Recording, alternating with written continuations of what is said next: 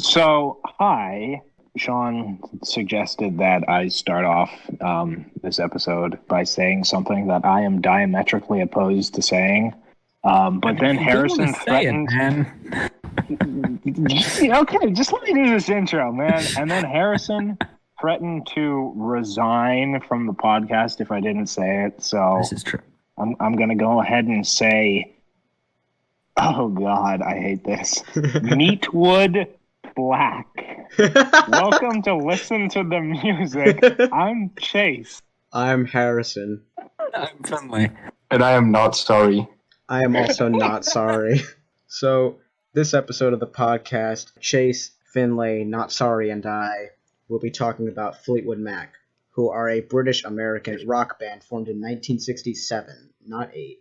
They were so close to greatness, but unfortunately in the end, history does not see them that way. It's tragedy, really.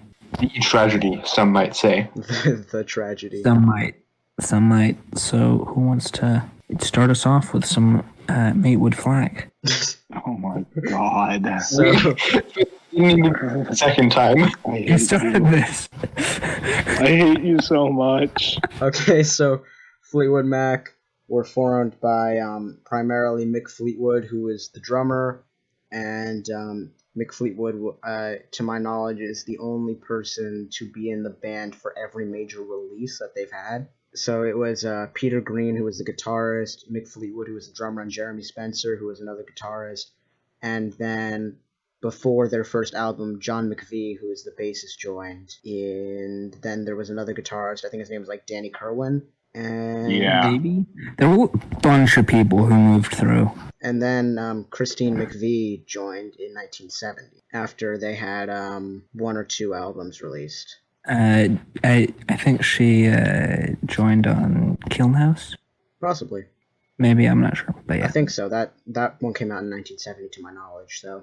Yeah, and I think they had 10 different lineups, if my research checks out, which is, we talked a little bit about the Yardbirds in one of our earlier episodes, who had many, to the point where you wouldn't even really be talking about lineups, but still, 10 is quite a few. They had a lot of different members that rotated throughout the years, but like the main ones would probably be Mick Fleetwood, John McVie, Christine McVie, and then I would say Lindsey Buckingham and Stevie Nicks are the two that like were in the band during its golden age. And there were a lot of others, like I said, but they joined like in like certain time periods and like in and around before and after some of these people. Yeah, though I would say giving some credit to Peter Green, because he was there right in the early beginning. Yeah, Peter Green and Jeremy Spencer were there in the beginning for the first 3 or 4 releases. But yeah, they had a lot of people move through. Yeah, when Buckingham and Nicks joined after disbanding their own project, Buckingham Nicks appropriately. You know, normally when like new people join a band and they're still the same core of the band, the older original members will still be the ones kind of running the show and dictating things creatively. But when Buckingham and Nicks joined, they had a lot more influence than most lineup changes like that would normally have. And they steered the band towards a lot of the big mainstream success that they had. That lineup, that Golden Age lineup, very interesting because normally if there's one couple in a band, that's already like, oh, you're getting kind of dangerous there, but they had 2 in the band. And it's okay, though. That's always going to end perfectly well. And it did end perfectly well and that is obvious because of their album Rumors, which talked about how great all of their relationships were and how perfect it all was and how nothing went wrong. Precisely. You're a cheeky little one today, aren't you? I'm just as sarcastic as any other day, but Sean does make a good point when he says like that Nicks and Buckingham really like steered the band in a new direction because like they were mostly like British blues, but then when Buckingham and Nicks joined in 1974, I'm saying that because the first album with them was in 1975, so I'm just gonna guess 1974. They moved more towards like That's pop fair. rock, Mm-hmm. and then had like their golden Physically lineup moved to of California? albums. Huh? Didn't they just physically move to California too? Or was that... I think so. They were in Yeah. Britland, and then they went to LA, I think. Yeah. Because Buckingham and Nix were American, and the rest of them were British. And as we all know, real patriotic Americans never move. Everyone has to come to us. Yep. But yeah, so they then released their self-titled album Fleetwood Mac, which was not their first self-titled album titled Fleetwood Mac, but Fleetwood Mac, regardless. this album that we're talking about was their 10th, I believe, album, but their first album was also called Fleetwood Mac. But this Fleetwood Mac album from 1975, I think people call it the White Album because the cover is pretty white, just like the White Album from the Beatles, which is also About to say. not called the White Album. It's But it I is think it's called the Beatles. Yeah. Yo, you Which said you're talking about like the White Album, and I immediately went to Barry White. I just want to say that It's not Barry White's album. Last I checked, was not in the band, but if he was, that would be interesting. It would be interesting. And they just have to get Jack White, and they're all set. But right, yes, so they released their White Album, super big hit, millions and millions of copies sold. Everyone's like, oh my gosh, this album's so good. And the reason why they thought that was because it was good. Truly. Mm-hmm. And then in '76, lots of stuff went down. Not only did the McVies divorce, but Buckingham and Nix broke up, and also Fleetwood was getting a divorce. So, And I think that Mick Fleetwood and Stevie Nicks had an affair at one point. I believe it's a thing. So, like, But it does get back to that. heard- Remember the thing about having a bunch of relationships in a band? That works out. Huh. I don't think I've heard that one, Harrison. That sounds very strange, almost like a rumor. whoa, And if there were more of those, that would be called rumors. Oh. what a transition into what we were going to talk about when I brought that up. Rumors. Yeah, so Rumors was called Rumors because of all the rumors. And that's it. There That is how that happens. There were a lot of rumors going around about, like, people, like, in the band, and, like, people were saying that, I think there was, like, one thing that two of the people, or two of their kids, or one of the kids was parented by two other members of the band, and it was like, that's kind of weird. Kind of a weird rumor. I think it just because there was like a picture of them together. Weird rumor. A lot of rumors were happening. I'm saying rumors a lot because the album's called Rumors, and there were a lot of rumors. And I'm going to keep saying rumors because we're talking about rumors. That album was great. Yeah, and that's the... Why are we talking about rumors? Because it sold like 140 million copies in the US alone or something. It was a lot of copies. It was, I think it was Diamond, which I don't know what the quota for that is, but it's a lot. Yeah. Yeah, it's So,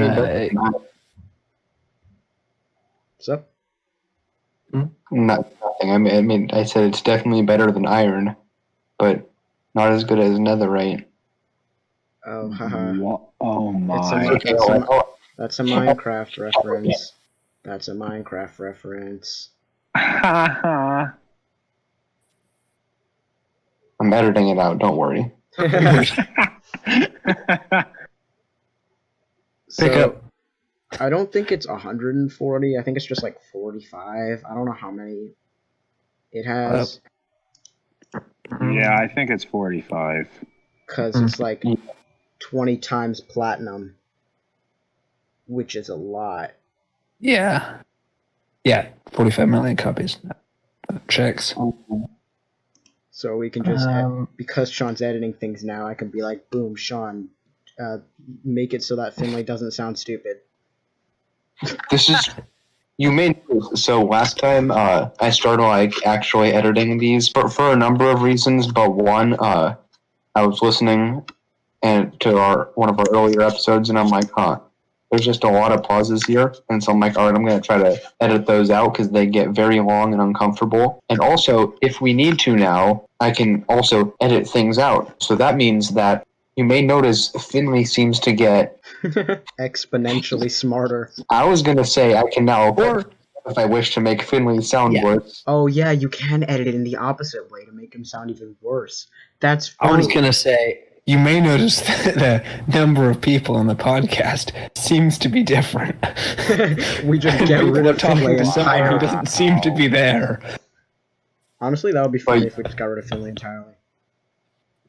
But yeah, no, suffice to say, I would change what Finley says and then make people think that he's saying things he's not actually saying, which would probably start some rumors. Okay, back to the music. Whoa, nice transition back. It's crazy. That's really crazy. But yeah, in my opinion, Rumors is their best album. It is my favorite album of theirs. I think I can sing every lyric of every song on it. That's really impressive. I've asked friends and family what their favorite Fleetwood Mac album is. All of them said Rumors. The cover's iconic. The songs are iconic. It's all just iconic. Mm-hmm. It's like it was like an instant success. It was like platinum immediately upon release. Like, it was insane. But someone else talk about Rumors for a little bit, and then I want to talk about a song that was not on Rumors. Ooh, all right. Well, yeah, Rumors is generally considered to be their magnum opus, if you will. It's both like from a commercial standpoint, like that's a lot of sales, and it was very popular, but also just like the number of great tracks on this one. Like, yeah, we all like. There's obviously Dreams, which somewhat recently was back in the limelight again, thanks to that one TikTok meme, which like say all you want about all that, but I think it's pretty cool that older music's getting brought back and introduced to younger generations in ways that are digestible for them. I think that's pretty neat. But yeah, Dreams is a solid, very, very nice, very good, I might say, song. I might even say really good, maybe great even. I don't know, lots of adjectives. But yeah, Dreams is a fun one. Whoa, Sean's talking about the bass line of a song. Oh, wow. The bass line of the song is like it's really simple, but it's also one of those that's just like, it's not particularly difficult or like awe-inspiring. It's just kind of fun to play, and there's a lot of like room for improvisation. And here's the thing that I like about that in this song. It's like the room for improvisation is like small things, so I don't have to improvise that much.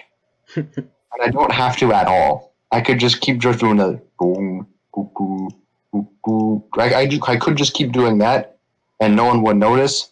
Or I could also, add in some other stuff, and still no one would notice. And that's the great thing. Gives you the room to do stuff, but you don't have to yet. It's a good start in improvisation, kind of it's a way to be able to do stuff, but I don't know what I'm saying. Yay, awkward pause. Sean, cut this out. Boom. Including me. But yeah, no, another really good song off this album. We could spend a few hours just talking about the songs on this album, and we will talk about the songs on the album as like a collective later when we talk about our favorite songs. But continue, Sean. Oh yeah, right. Never mind. I'll save this one for later. I don't want to talk too long. Oh, okay. I love how when we're talking about our favorite songs, we're specifically going to be talking about the songs on Rumors. I mean, it's true. I will list every song on But- Rumors when we get to there. Okay. Including songs not on Rumors. Transition time, Silver Springs. Silver Springs is one of my favorite Fleetwood Mac songs, and it was written by Stevie Nicks, and it was supposed to be on Rumors, but it wasn't. And but when it was released, it was like huge. But it was intended for the album, and then the rest of the band was like, no.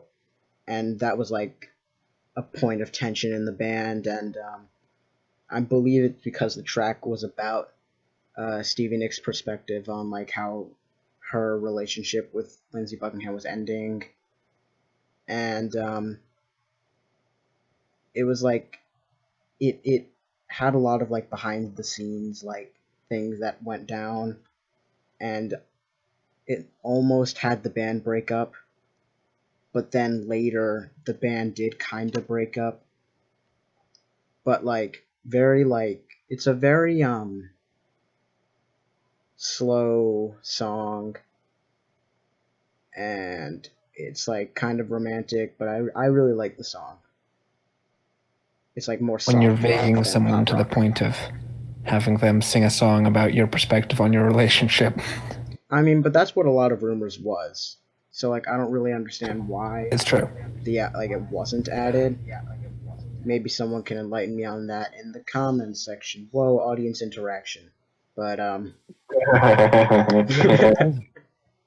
Audience. We've reached our second form. yeah, all 10 people. You mean all 3 people with multiple accounts? Yeah, just me watching it 30 times, and I'm going to respond to myself. But yeah, if anyone wants to talk about anything else about Rumors, go right ahead. I mean, I will say, I am a recent introduction to Fleetwood Mac, but it's always kind of been in my periphery, partly because you can't not know Fleetwood. Wait, like, I just want to make sure. I just want to make sure that you starting to listen to Fleetwood Mac was not just when we told you to listen to Fleetwood Mac. that aside, Finlay. no, but there's That's certain songs. depressing. What?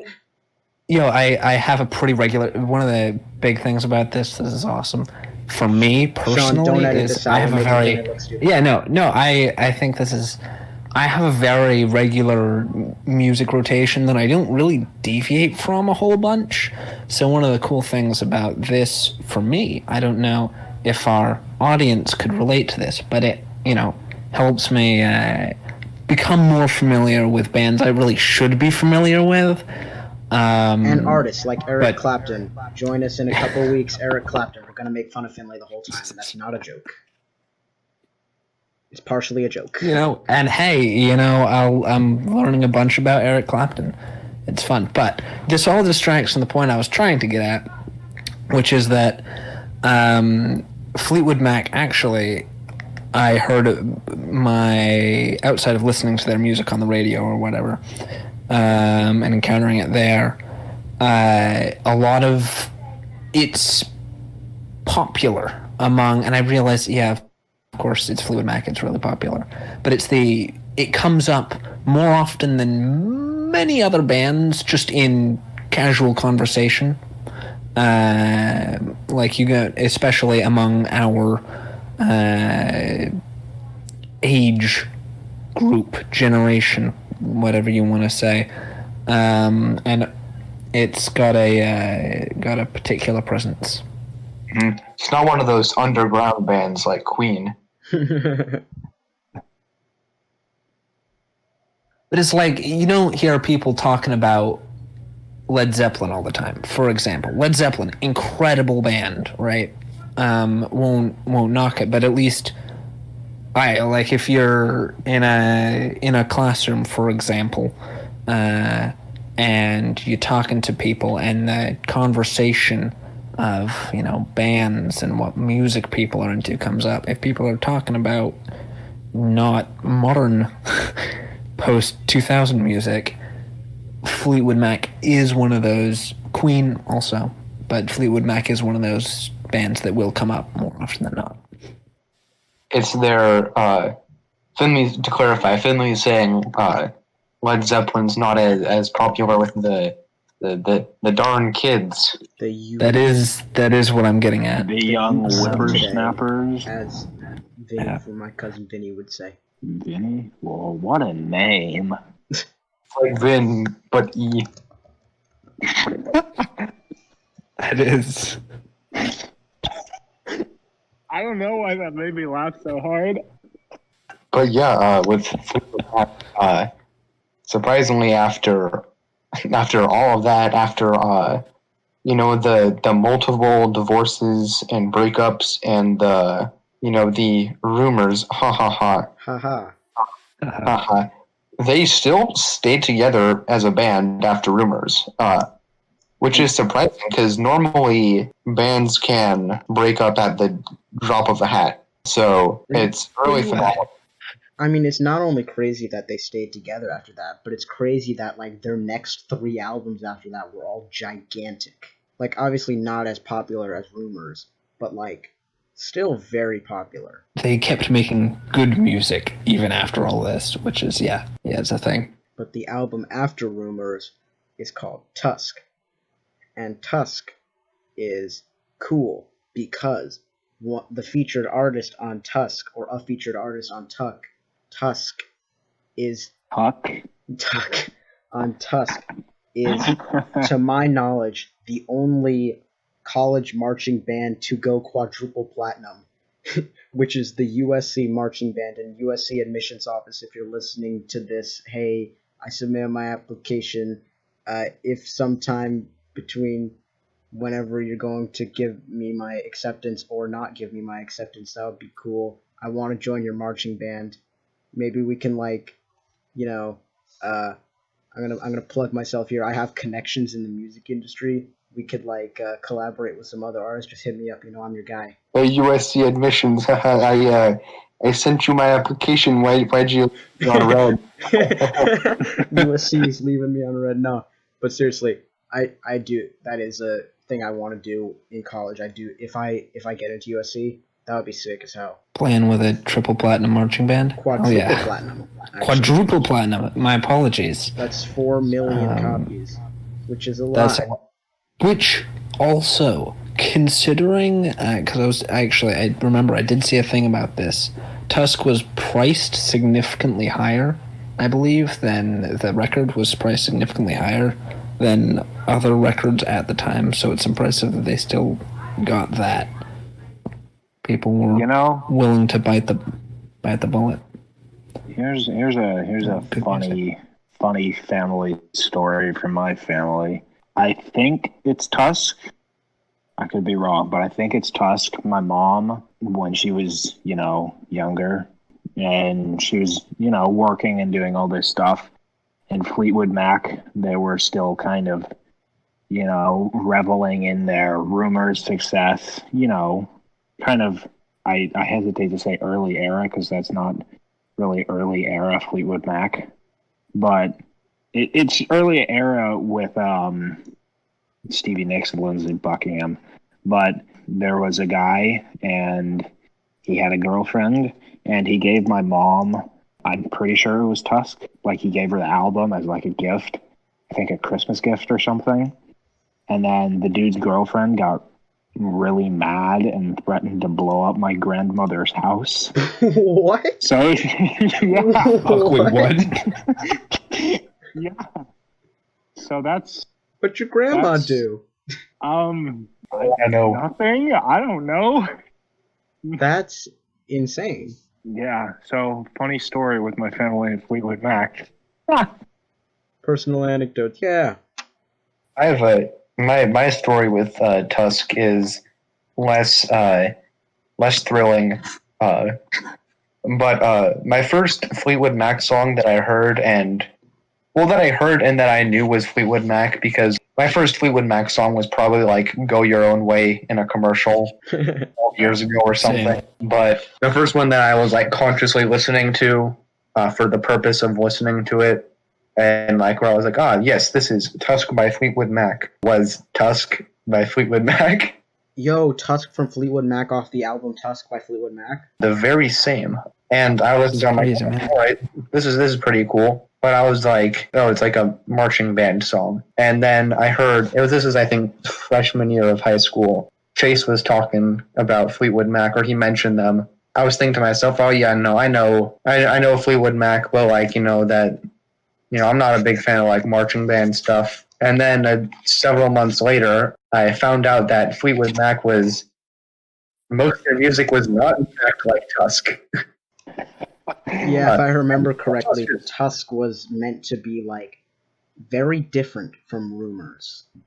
Like I think that's what they set out to do. Like Lindsey Buckingham was like, yeah, we need to do something different now because we did something cool and epic and we made a lot of money. So now let's do like not that. However, they did make something that was cool and epic, because it was also not that and cool, but it was different. And that's the spice of life. You see, it's like the old saying goes, cool and epic, but also different is the spice of life. I have never heard that saying before in my life, but you know what? I could just be uncultured. I think that's it. I don't think that's Yeah. something that Sean made up. I think that's just it. Speaking of me being uncultured, Sean, you mentioned freshman year of high school. Freshman year of high school in journalism class, I remember someone in journalism class, because in the class there was like this assignment, and it was pick someone else in the class and you can do a profile on this person or whatever. So you ask questions, it's kind of fun stuff about who they are. And the person that profiled me asked me what are some of my favorite bands, and I gave off a list of like 30 different bands, and one of them was Fleetwood Mac. And this dude just like sifted through all of them and just picked bands that he knew. And eventually in the profile that he wrote of me, one of the things was, and Chase likes Fleetwood Mac or something like that. And I also remember freshman year of high school, because my phone was so incredibly bad and had such horrible battery life, I was still on my OG iPhone 4 Plus or whatever. Yeah, I remember that phone. No, the 4S. The 4S. Remember that Oh my thing? God. I still have that. It's, dude, the battery life was so incredibly bad. I would listen to Spotify like the whole day. I mean, I still do use, your streaming services to listen to music for the majority of the day. But back then, since the battery on my phone was so bad, I could probably get through about 2 hours worth of streaming music and my phone would just die. A standout So part of that time for me was Chase sitting on the tables during lunch that were next to the wall, so his phone was plugged into the outlet for the entirety of lunch. Yeah. You can still use it. It Still was listen a to lunch music. charging session, so I could still listen to music. But the thing was, because my phone would die so quickly if I used it, I used to yoink one of my friend's phones, and I would just use his phone to listen to music. And we had a bunch of classes together freshman year, so he would just be like, okay, here's my phone for like the first half of the day, and I would just plug my earbuds into it and listen to music. And he didn't have any streaming. He didn't have like Spotify or whatever on his phone.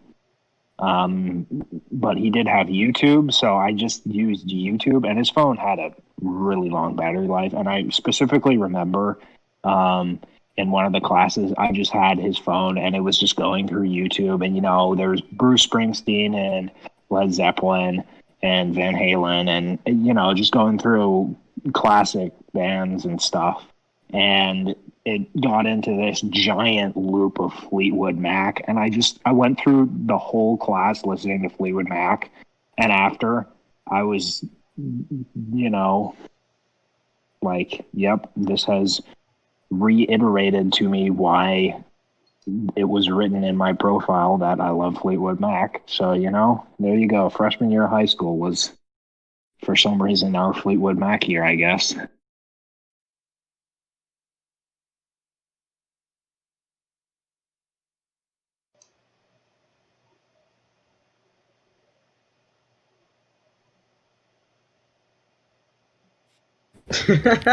Looks like that's a spot for you, Sean. Yep, we're giving you work, That's Sean. just. This is what just we the don't hell pay of you that. for. Yep.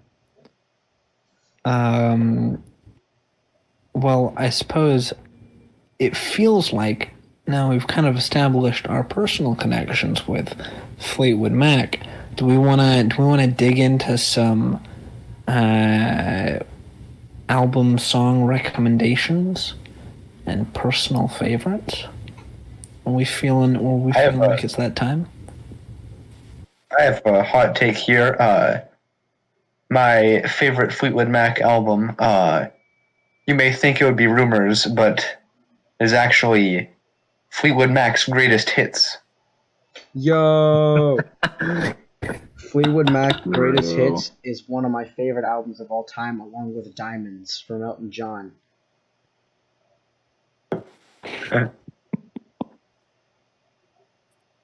I mean, you can't argue with the results. It has like all of their greatest hits. It truly does. Some might say it's truly foundational. They would be wrong, since a greatest hits album released after the other songs is, by definition, not foundational. It is, in fact, the opposite of foundational. Truly. Yeah, I guess it's like truly ceiling-esque. Because it's like the ceiling of what, as opposed to the foundation. Yeah. We're getting truly the pinnacle of the peak. Anyways, in this time period that we were talking about like 10 minutes ago, they also had albums called Mirage and Tango in the Night. And then Buckingham and Nicks left the band. Rip. Can we get an F? Wait. I blame Bill Clinton. I also blame Bill Clinton. Yeah, I mean, it all started in 1993, Bill Clinton's inauguration. Fleetwood Mac kind of got together to perform. Oh wait, no, that happened after. Never mind. That happened after Buckingham and Nicks left in like 87, and that was like 90. They got back together to perform at the inauguration. I still blame Bill Clinton.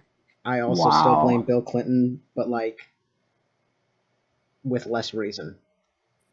Yeah. Okay, But yeah, Buckingham and Nicks were not in the band from like 1987 to like 1995, and somewhere in there in 1993, they all got together and played at Bill Clinton's inauguration for some reason. Probably because it was because and he liked them. It was because Clinton had "Don't Stop" as his campaign theme song. Oh, that's true. He did. Makes sense. Mm-hmm.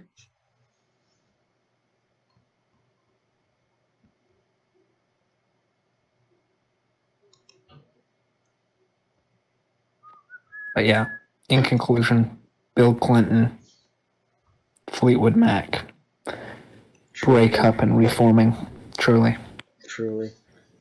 Bill Clinton broke up with the entirety of Fleetwood Mac. Oh no, Bill Clinton, don't get into a relationship with someone that's not your wife. That's kind of cringe, Bill Clinton.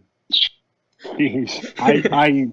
Look, I was gonna say something about that, and I was holding back because I didn't think it would have any relevance to Fleetwood Mac, and then you just brought it up. I mean, I wasn't gonna say anything, and then Sean said something that reminded me of,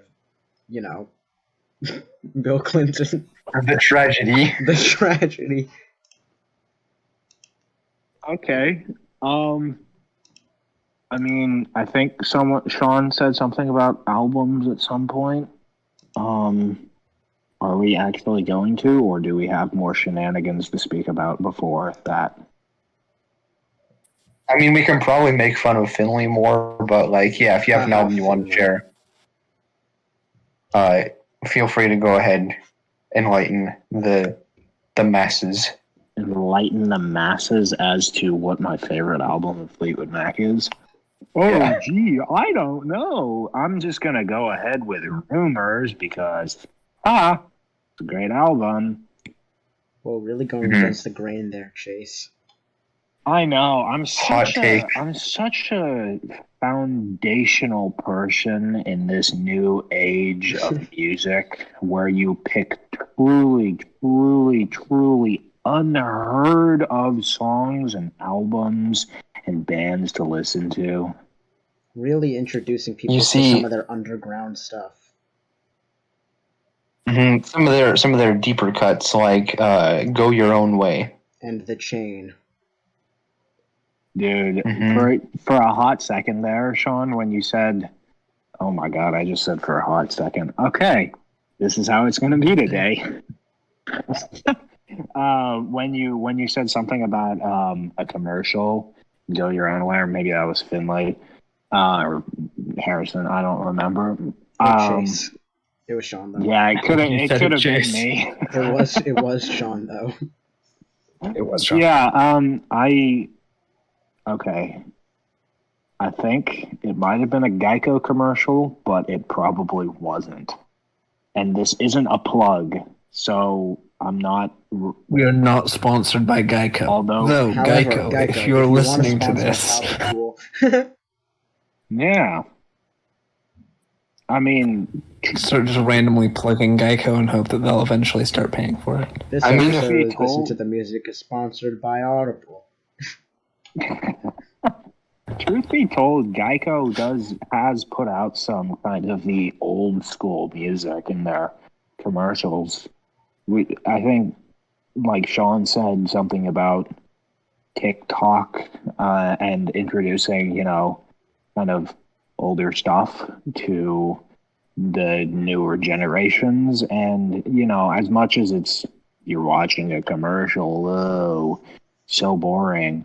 Like, this is okay. To be fair, they are selling car insurance, so their target audience is probably going to be people who are the kind of people who might have listened to Fleetwood Mac. Yeah, I'm gonna do my shameless confession right now. I actually do watch commercials on occasion if I'm really, really bored. I'll just watch them to be entertained. Wait, like not while not watching TV, just commercials? Yeah, like I'll go and turn on the TV and it's just commercials. And I'm like, you know what? Okay, this is my life now. But that being said, I think with some of the music in commercials, if they can get licensing and stuff, which I'm always surprised when I hear some massive hit and it's licensed to a commercial. And I'm like, well, how did they get that? How much money did they pay for that? But I think it's, as much as it's kind of annoying to, you don't really want to watch commercials, but if you really put in the effort to figure out, oh, wow, that was a cool song I heard in this one commercial 15 years ago. What was it? You can actually find music from it. I've said something about an album before I started talking about watching commercials, and I think we should probably go back to that. That rumor? All right. I'm not going to go back to that. I'm going to build off of Chase's point and then go back to that. I was going to do that. I know I'm a rebel. But yeah, I think that's really cool when forms of media that aren't music, get people into music, like we were talking about the TikTok social media stuff. Chase was talking about commercials. This is kind of a big tangent, but I think it's really neat when movies, particularly movies that are particularly ones that are aimed towards the younger generations, use the music that their parents or grandparents will listen to, and introduce them to it that way.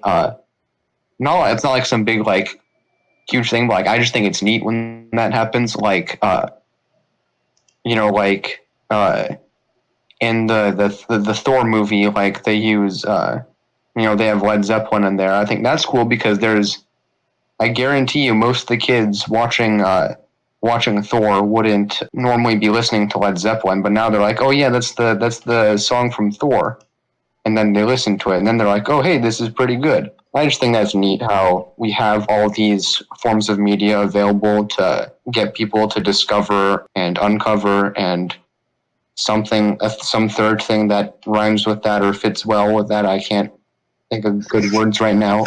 Another discovery synonym.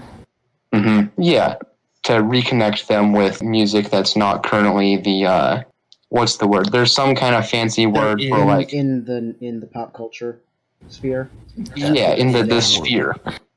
But like, I mean, I completely agree with you, Sean. But I think it's also really cool when like the people who are the subject of that like bringing to light respond in a really positive way. Like I think Mick Fleetwood, Lindsey Buckingham, and Stevie Nicks did like response videos, and I think Stevie Nicks had like roller skates on, and then like the Cran Raspberry Juice company Ocean Spray like gave the guy who did the TikTok like a truck full of Cran Raspberry Juice.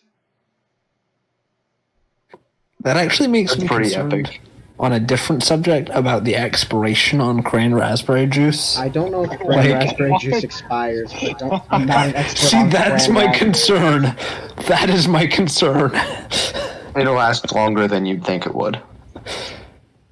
But Hold on, real quick, looking up how long Cran Raspberry Juice lasts.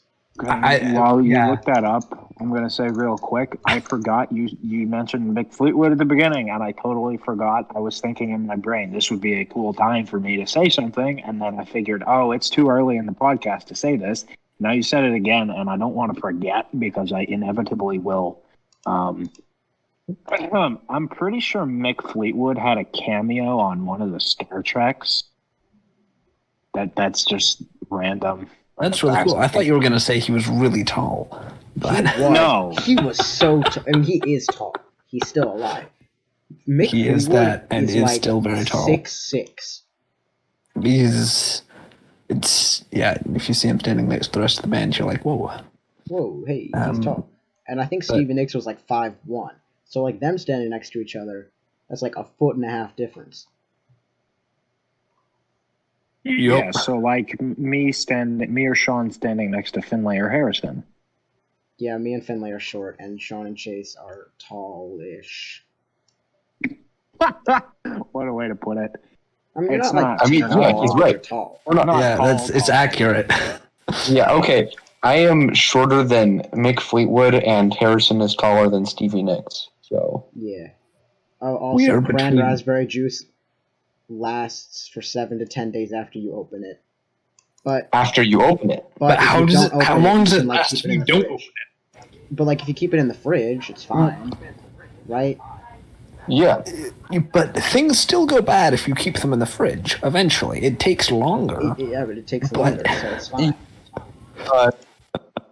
Okay. Speaking from knowing the answer, it lasts a super long time. Do you As regularly long as you don't consume open it. Cran Raspberry Juice? No, I don't. I haven't in years. But it's just how the world works. Things like juice that will come in a bottle, and that like you don't have to refrigerate it before you can store that unrefrigerated, and it's not gonna like go bad or spoil. You know, like if you leave out a bottle of cranberry juice, it's like a sealed bottle of soda. It's not going to spoil or go bad if you don't put it in the fridge. Yeah, It's that's fair. I It's going love to how taste warm. it's great how in this episode, in this podcast about music, we're talking about how artificial things added to drinks and food makes them last longer. Preservatives. That's the word. Preservatives. They have preservatives in them. That is the word. But point I well mean, made. if you want a different person, there's always hands. Oh no. I guess I'm retiring now. I guess that's it. This was a No, fun the segment. deer Wait, no, I before said the- That's really important. Oh boy. But to get us back into it, Chase, you mentioned Rumors earlier as our album. I might have been distracted when you mentioned a song, but you might also have not mentioned a song, no. or we might just be doing. I thought we were doing albums. songs after albums. Well, We if can do that's songs the case, whenever we want. Yes, Sean, we can talk about songs whenever we want, so let's do it right now. whoa, I think I'm gonna go last because I probably have the most songs to talk about. fair. I'm just gonna take the spot. I'm just gonna go in. Because I am very new to Fleetwood Mac. Landslide, not actually on Rumors. Funnily enough, it's on the Fleetwood Mac White Album, but it comes up a lot whenever I go up into the mountainous regions for winter sports. So it's got some good. Which is funny because when you're snowboarding, you don't really want to be like a landslide's the last thing you want, but it is a very good snowboarding song. So You mean like when you're at a snowboarding resort place, if the song comes on? Like you actually listening to it while snowboarding? yes, the Like- second of those. Oh. Wait, you actually wait? When was the last time you went snowboarding? Years ago, but it's like Wait. there are certain songs that I didn't realize it was Fleetwood Mac at the time. I was just like, oh, this is the Landslide song, that's cool, because I wasn't really paying attention to the artists. But yeah, that. Alright. Okay. Cleared I'll that go. up, I guess. Mm-hmm. Truly. I'm gonna go just because want to. It's a good reason. Go, Mhm. you go for it, King. Yeah, I will go my own way. Speaking of which, my favorite Fleetwood Mac song is "The Chain."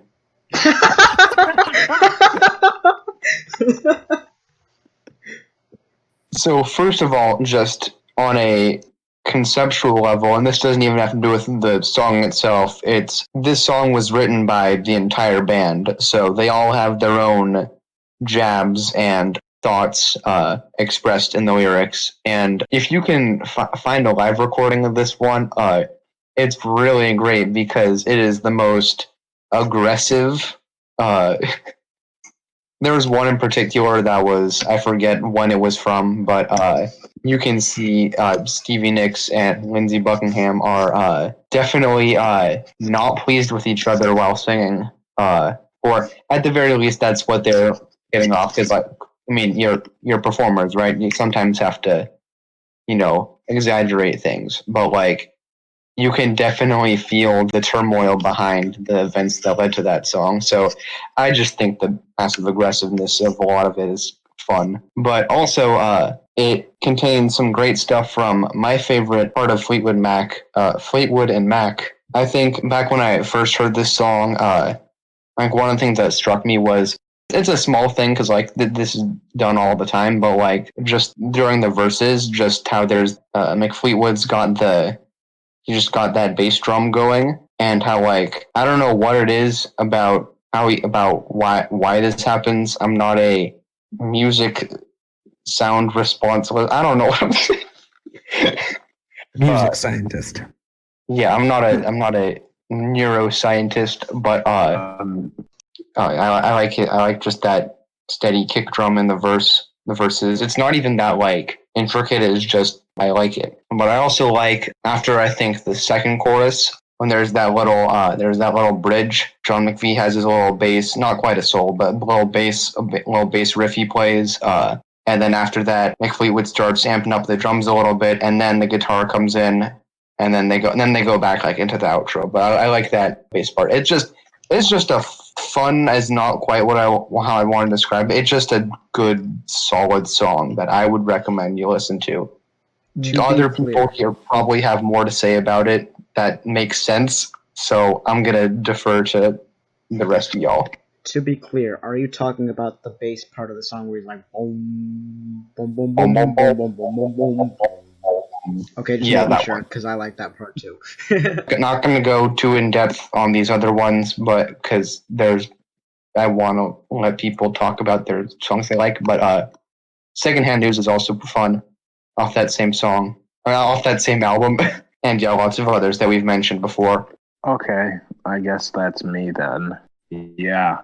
So, I want to say real quack. While I was not going to mention Landslide as the favorite song of mine, it was up there for me. So I just want to put that out and say that Finley good song. beat me to it. My favorite song. We had story time with Chase about my mother's stuff with Fleetwood Mac. And my mom turned me I'm not going to use that terminology. Speaking of terminology, I think possibly the word you may have been looking for, Sean, was a musicologist or musicology. That may very well have been it. Yes, thank you. Okay. Yeah, my mom gave me the recommendation to listen to Songbird from Rumors. And that Songbird has consistently, since I first listened to it, been my favorite song. Oh yeah, from Fleetwood brilliant Mac. song. It's, very just kind of, I'm gonna say simple in reference to the amount of things that are happening in the song. There's not physically a lot to play or sing in terms of, you have multiple tracks all put on top of each other. But it's a great song. It's a very beautiful song. It's got depth as opposed to breadth. Yes. Truly. Wait, Chase, are you gonna say another song, or is it time for member of the podcast group to start talking about several songs from the band that they like?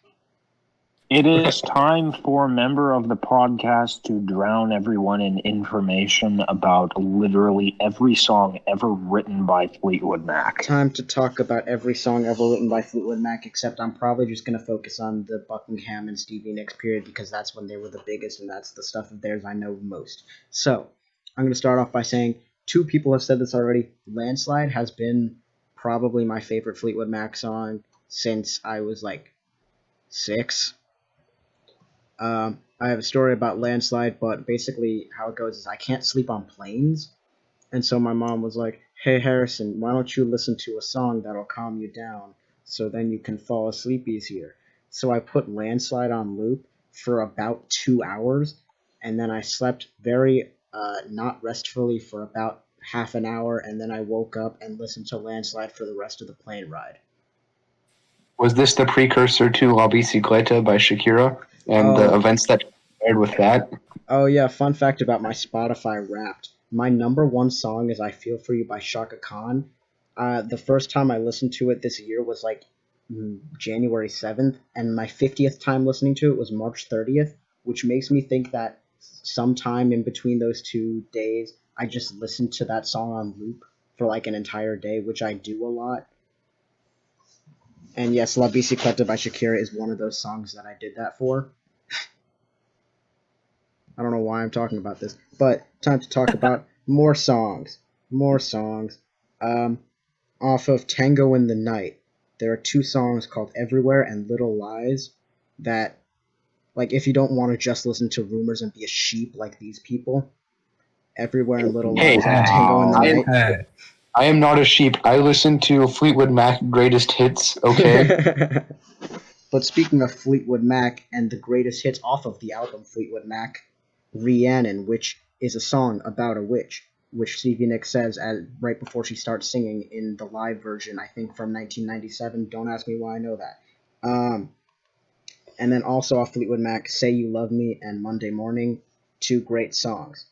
And then off Mirage, Gypsy, and I already mentioned Silver Springs, but I am going to mention a couple songs off Rumors. because Never Going Back Again is another one of my favorite songs since I've been like 6.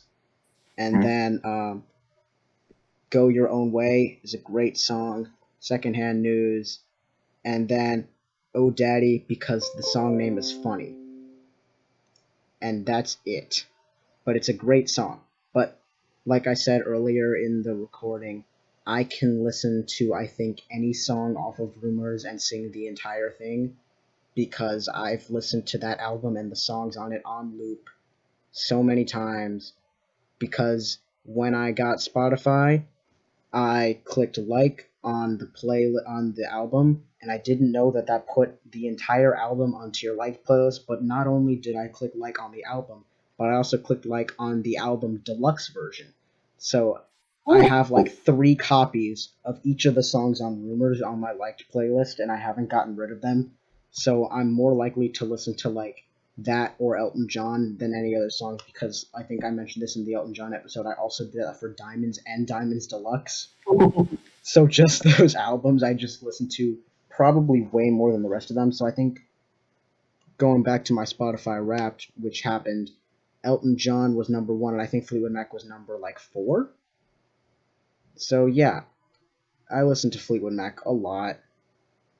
It's really cool. A lot. It's not. I mean, it is really cool. Vested authority. But I mean, I listen. I think that album. I mean that playlist that has all these songs. I have like 1,100 or 1,200 songs on it. So the fact that Fleetwood Mac is like one of my most listened to artists is kind of a lot. Yup. But I digress. Like I said, pretty much any part of the golden age of Fleetwood Mac is like probably definitely their greatest stuff, the stuff that they're most well known for, the stuff that like when you think Fleetwood Mac, that's what you think of. It's like the first 3 Black Sabbath albums. Yeah, like Black Sabbath. Mm-hmm. And my favorite Fleetwood Mac album, Fleetwood Mac, actually it's probably Rumors, but second is Fleetwood Mac. You know, I'd say one? I'd say The second put Fleetwood Mac on there, but I'd also put Fleetwood Mac up there. Like, you know, you can't talk about Fleetwood Mac and not talk about Fleetwood Mac as well. You know. I mean, you can't talk about And the Fleetwood recording Mac. artist, Fleetwood Mac. I mean, you can't talk about Fleetwood Mac and Fleetwood Mac without talking about Fleetwood Mac. Buffalo, Buffalo, Buffalo, Buffalo. Oh, yes. Foul, foul, foul, foul, foul. That's another sentence, by the way. In the vein of Buffalo, Buffalo, Buffalo, Buffalo, Buffalo, Buffalo, Buffalo. Yep. Yep. Oh, I was yeah. just doing the mental math. Anyone listening, if you haven't heard of Buffalo, Buffalo, Buffalo, Buffalo, Buffalo, Buffalo, Buffalo, I implore you to look it up. It will make you maybe exhale strongly out of your nose. It's good stuff. We have reached unprecedented levels of intellectualism today. We talked about cran raspberry juice. For probably way too long, but it's fine. We had Chase die. That did happen. You won't see that in the recording, maybe, but Chase did perish. Sean, keep most of it in. Bam. That's my decree. Oh, that'll go on. And Keep some of it in.